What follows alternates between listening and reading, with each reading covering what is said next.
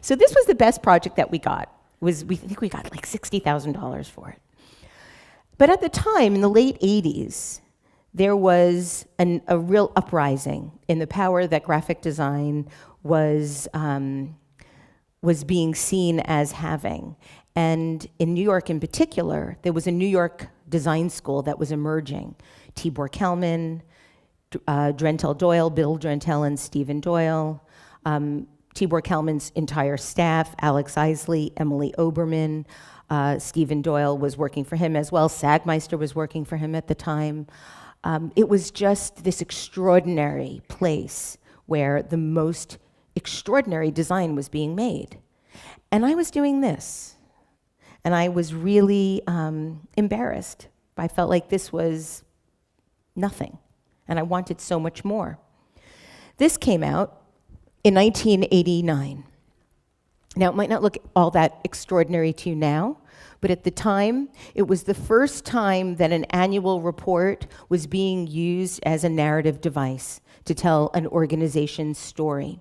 And the reason it was called Why was because it was the year that Time, the publishing behemoth, and Warner, the music behemoth, had merged. And so the question was, why? And you didn't ever see that before on an annual report. Suddenly, an annual report is this narrative messenger. In addition, it was really well designed. We had never seen computer-generated images of this sort. We had never seen an annual report utilize fluorescent inks. It was a tour de force, and everybody in New York was agog. We just couldn't believe that something like this was possible. And I was going to my office every day and looking at this. And I decided, I can't do this anymore. And I decided I was just gonna leave. I was just gonna let my partner, Cliff, have the company. He can do whatever he wanted with it. And I was going to try to get a job at Frankfurt Ballkind, the company that designed this. So I had to meet with Aubrey. And I went in a very nice outfit, much nicer than the previous. He looked at my portfolio.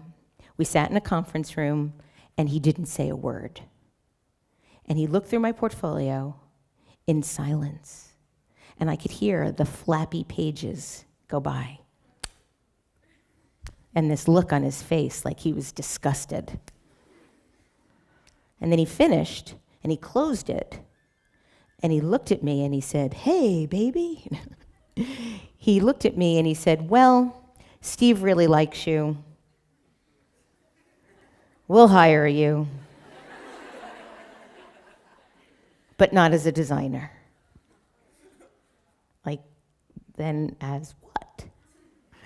Now, inside my head, I was thinking, okay, I can be the janitor if I have to, if I can. And he's like, "We'll hire you as an account executive." I didn't even know what an account executive was. It's somebody that manages the design process with the client and the designers.